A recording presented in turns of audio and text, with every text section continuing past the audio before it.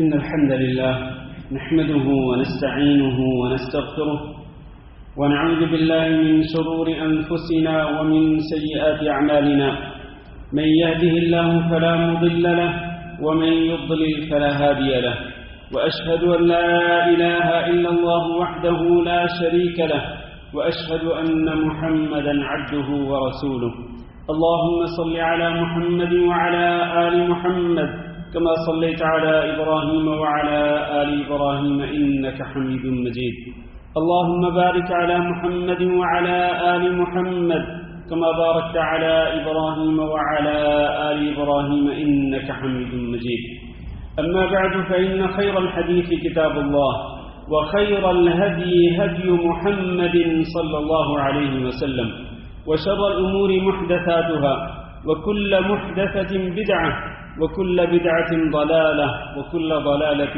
في النار أعوذ بالله من الشيطان الرجيم يا أيها الذين آمنوا اتقوا الله حق تقاته ولا تموتن إلا وأنتم مسلمون يا أيها الناس اتقوا ربكم الذي خلقكم من نفس واحدة وخلق منها زوجها وبث منهما رجالا كثيرا ونساء واتقوا الله الذي تساءلون به والأرحام إن الله كان عليكم رقيبا يا أيها الذين آمنوا اتقوا الله وقولوا قولا سديدا يصلح لكم أعمالكم ويغفر لكم ذنوبكم ومن يطع الله ورسوله فقد فاز فوزا عظيما قابل احترام بزرگوں دوستوں اور بھائیوں اور معززات ماؤں بہنوں بیٹیوں اور خواتین اسلام، ہماری شریعت نے اصلاح کا حکم دیا ہے اور فساد سے منع کیا ہے۔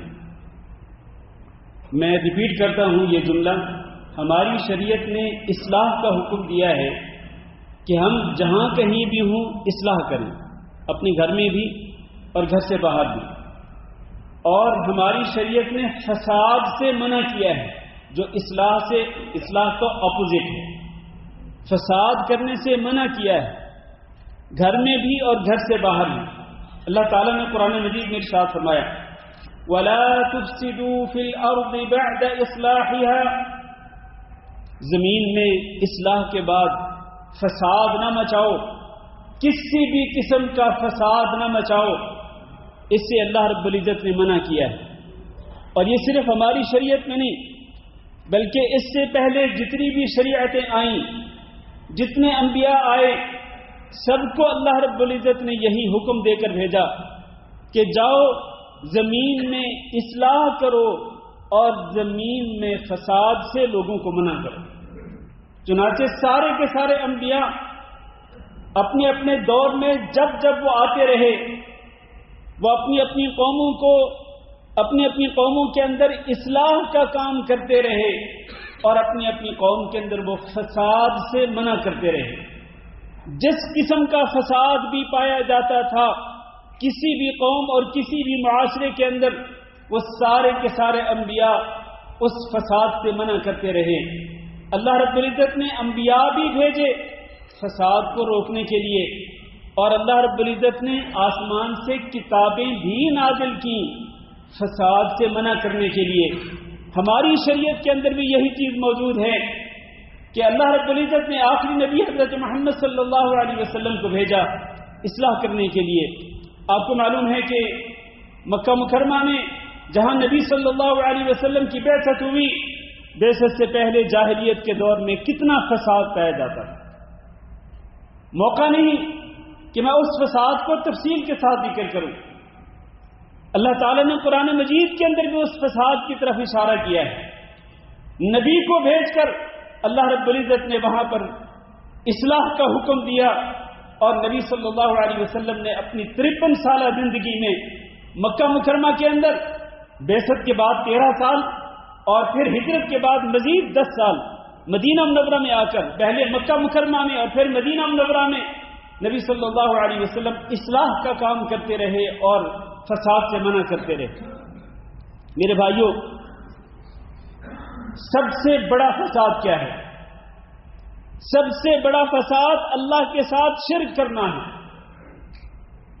کیونکہ یہ سب سے بڑا ظلم ہے اور یہ سب سے بڑا جرم ہے کہ اس جرم کے بعد کوئی بڑا جرم نہیں ہو سکتا، اور اللہ رب العزت نے اس کے بارے میں فیصلہ کر رکھا ہے کہ انہو من یشرک باللہ فقد حرم اللہ علیہ الجنہ ومأواہ النار، جو اللہ کے ساتھ شرک کرتے ہوئے مر جائے گا تو اس پر اللہ رب العزت نے جنت کو حرام کر دیا ہے اور اس کا ٹھکانہ ہمیشہ ہمیشہ کے لیے جہنم بنا دیا ہے۔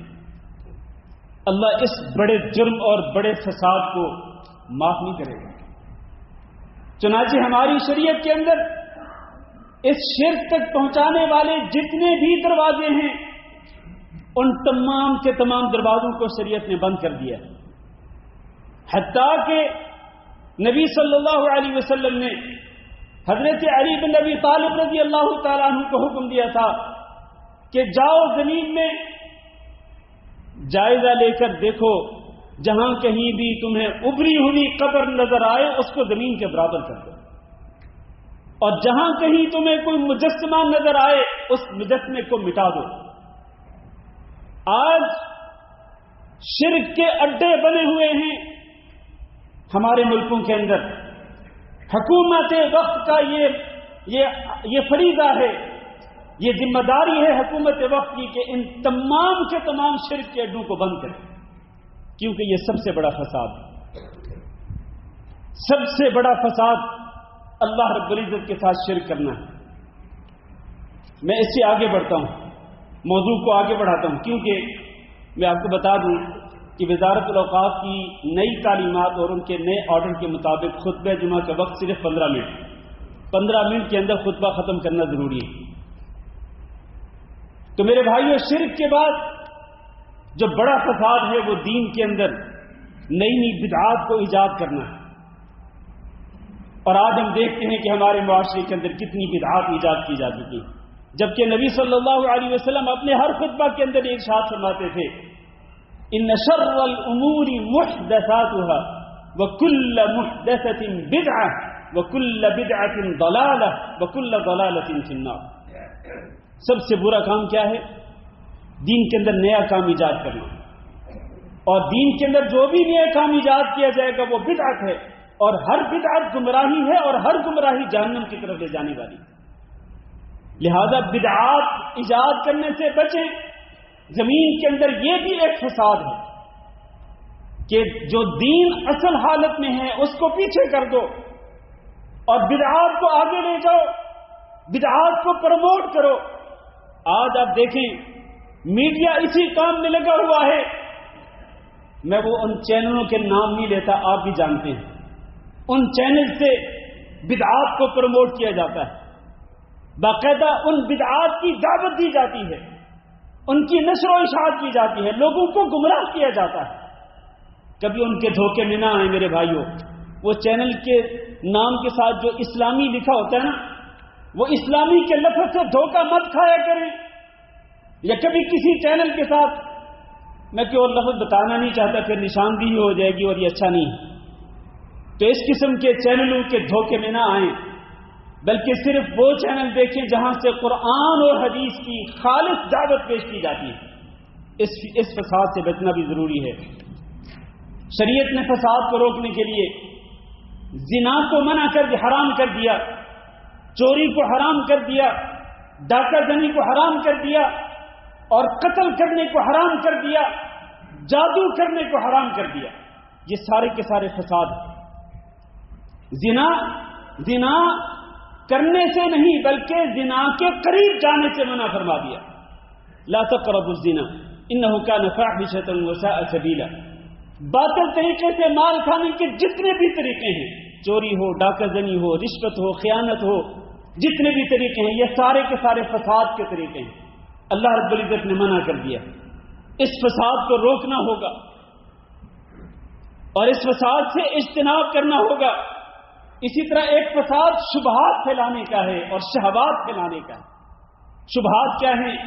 دین کے خلاف نئے نئے شبہات پیدا کرنا، اور وہ بھی آج سوشل میڈیا پہ ایسے لوگ آپ کو ملیں گے جن کو کہا جاتا ہے کہ یہ بڑے جی یہ موٹیویٹ کرنے والے اسپیکر ہیں، یہ جی فلاں برادر ہے، اور یہ فلاں ڈاکٹر ہے، اور یہ فلاں انجینئر ہے، میرے بھائیوں اس قسم کے لوگوں کے بھی دھوکے میں نہ آئیں جو دین کے خلاف شبہات پیدا کرتے ہیں، مختلف مسائل کے اندر مختلف مسائل ابھار کر ان پہ بحث کرتے ہیں اور ان میں شبہات پیدا کرتے ہیں، لوگوں کو بدگمانی میں مبتلا کرتے ہیں اور لوگوں کو بہکانے کی کوشش کرتے ہیں۔ ایسے فتنوں سے اور ایسے شبہات سے بھی بچیں، کیونکہ نبی صلی اللہ علیہ وسلم کے ارشاد گرامی ہے صحیح بخاری کے اندر کہ قیامت سے پہلے بڑے بڑے فتنے آئیں گے، ان فتنوں سے جیسے بھی ہو سکے دور رہیں، فتنے کی جگہ سے دور رہیں، جہاں بھی فتنہ ہو اس سے دور رہنے کی کوشش کریں، ورنہ شیطان جو ہے جو انسان کے پیچھے لگا ہوا ہے، شیطان انسان کو پھسلانے کی کوشش کرتا ہے۔ شیطان کہتا ہے چلو یہ بھی دیکھ لو، یہ بھی دیکھ لو کیا حرج ہے، یہ بھی سن لو کیا حرج ہے۔ اور میرے بھائیوں یہ جو فتنے پھیلے ہوئے ہیں خصوصاً سوشل میڈیا پہ، الرٹ رہیں، متنبع رہیں، اور ان فتنوں کی صورت میں جو فساد پھیلا ہوا ہے اس فساد سے بھی اپنے آپ کو بچانے کی کوشش کریں۔ اسی طرح ایک فساد دل کا بھی ہوتا ہے، یہ اعمال کا فساد میں نے ذکر کیا ہے، عقائد کا فساد میں نے ذکر کیا ہے۔ ایک دل کا فساد ہوتا ہے کہ ایک انسان اپنے دل کے اندر بغض رکھے، دل کے اندر حسد رکھے اور دل کے اندر وہ نفرتیں اور قدورتوں کو پالتے ہوئے وہ زندگی گزارے، اپنے بہن بھائیوں کے خلاف، اپنے قریبی رشتہ داروں کے خلاف، اپنے عام مسلمان بھائی بہنوں کے خلاف وہ قدورتیں اور نفرتیں اپنے سینے کے اندر پال کے رکھے، اپنے دل کو وہ کالا سیاہ کرتا رہے ان چیزوں کے ذریعے، اس فساد سے بھی بچنا ہوگا، کیونکہ دل کا یہ فساد پھر یہ ظاہر ہوتا ہے انسان کے اعمال کے ذریعے۔ اصل فساد دل کے اندر ہے، وہ فساد پھر انسان کے جسم سے ظاہر ہوتا ہے۔ اس فساد سے بھی اپنے آپ کو روکنا ہوگا، اور یہ بات یاد رکھیں کہ زمین میں فساد مچانا منافق کا کام ہے، یہ کسی مسلمان کا کام نہیں۔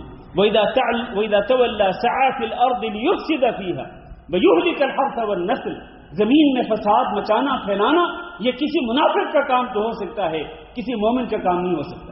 وَاللَّهُ لَا يُحِبُّ الْفَسَادَ، اور اللہ فساد کو پسند نہیں کرتا۔ اور ایک جگہ پہ فرمایا إِنَّ اللَّهَ لَا يُحِبُّ الْمُفْسِدِينَ، اللہ فساد مچانے والوں کو پسند نہیں کرتا ہے، اللہ کو نفرت ہے ایسے لوگوں سے جو زمین میں فساد مچاتے ہیں۔ اللہ تعالی ہم سب کو اصلاح کی توفیق دے اور اللہ ہم سب کو فساد سے بچنے کی توفیق دے۔ استغفر اللہ لی ولکم ولسائر المسلمین فاستغفروہ انہ هو الغفور الرحیم۔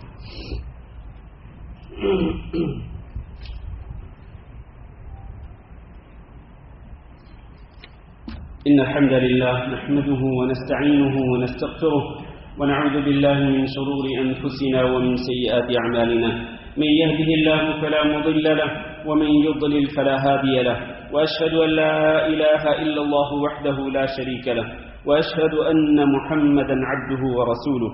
اللهم صل على محمد وعلى ال محمد كما صليت على ابراهيم وعلى ال ابراهيم انك حميد مجيد۔ اللهم بارك على محمد وعلى ال محمد كما باركت على ابراهيم وعلى ال ابراهيم انك حميد مجيد۔ اما بعد، عزیز بھائیو اور دوستو، اسی طرح فساد کی صورتوں میں سے ایک صورت رشوت لینا بھی ہے۔ کوئی بھی کام کرنے والا، کوئی بھی کلرک یا کوئی بھی افسر جس کے ہاتھ میں اختیارات ہوتے ہیں وہ رشوت لیتا ہے اور لوگ رشوت دے کر اپنا کام لیتے ہیں، یہ بھی فساد ہے۔ اور رسول اکرم صلی اللہ علیہ وسلم نے رشوت دینے والے کو اور اسی طرح رشوت لینے والے کو دونوں کے بارے میں فرمایا کہ یہ جہنم کی آگ میں، کلاہما فی النار۔ اس لیے اس فساد سے بھی ہمیں اپنے آپ کو اور اپنے معاشرے کو بچانا ہوگا۔ یہ ذمہ داری میری بھی ہے اور آپ کی ہے۔ آخری بات کر کے خطبہ ختم کرتا ہوں کہ یہ اصلاح کا کام کرنا یہ سب کی اجتماعی ذمہ داری ہے، یہ ہر شخص کی ذمہ داری، ہر مرد اور ہر عورت کی ذمہ داری ہے، اور اسی طرح حکومت کی ذمہ داری ہے کہ اس فساد کا قلع کما کیا جائے، اس فساد کو جڑوں سے اکھاڑ دیا جائے۔ کون سا فساد؟ جو آج ہمارے معاشروں کے اندر پایا جاتا ہے، جس کی مختلف شکلیں میں نے آپ کے سامنے ذکر کی ہیں۔ اللہ رب العزت فرماتے ہیں انا لا نضيع اجر المصلحين، جو اصلاح کا کام کرنے والے ہوتے ہیں ہم ان کا اجر کبھی ضائع نہیں کریں گے۔ اصلاح کرنا ضروری ہے، امر بالمعروف کے ذریعے، نہی عن المنکر کے ذریعے، اس لیے کہ یہ امر بالمعروف اور نہی عن المنکر اصل میں یہ سفینہ نجات ہے، یہ وہ کشتی ہے جس کے ذریعے آپ نجات پا کر ایک سمندر کے ایک کنارے سے آپ دوسرے کنارے تک پہنچ سکتے ہیں. لیکن اگر آپ یہ اصلاح کا کام نہیں کریں گے، اپنی آنکھوں کے سامنے آپ دیکھیں گے فساد ہو رہا ہے، گھر میں ہو رہا ہے، گھر سے باہر ہو رہا ہے، آپ اگر فساد سے منع نہیں کریں گے تو پھر سمندر کے عین بیچ میں پہنچ کر آپ کی جو کشتی ہے وہ ڈوب جائے گی، آپ کا جہاز ڈوب جائے گا، اور جو لوگ یہ فساد مچانے والے ہیں وہ بھی ڈوبیں گے، اور جو ان کو منع نہ کرنے والے ہیں وہ بھی ڈوبیں گے. ہلاکت اور بربادی سب کے حصے میں آئے گی. لہذا اگر ہم سب اپنے آپ کو ہلاکت اور بربادی سے بچانا چاہتے ہیں تو پھر ہمیں اجتماعی طور پر یہ ذمہ داری ادا کرنی ہوگی کہ ہم فساد سے خود بھی بچیں اور باقیوں کو بھی فساد سے روکیں اور منع کریں جہاں تک ہماری استطاعت ہو. اللہ تعالیٰ سے دعا ہے کہ اللہ ہم سب کو اس کی توفیق دے. اللهم اغفر لنا وللمؤمنين والمؤمنات وللمسلمين والمسلمات الأحياء منهم والأموات. اللهم إنا نسألك العفو والعافية والمعافاة الدائمة في الدنيا والآخرة. اللهم إنا نسألك رضاك والجنة ونعوذ بك من سخطك والنار. اللهم فرج هم المهمومين ونفس كرب المكروبين واقض الدين عن المدينين واشف مرضانا ومرضى المسلمين. اللهم آمنا في أوطاننا واجعل هذا البلد آمنا مطمئنا وسائر بلاد المسلمين.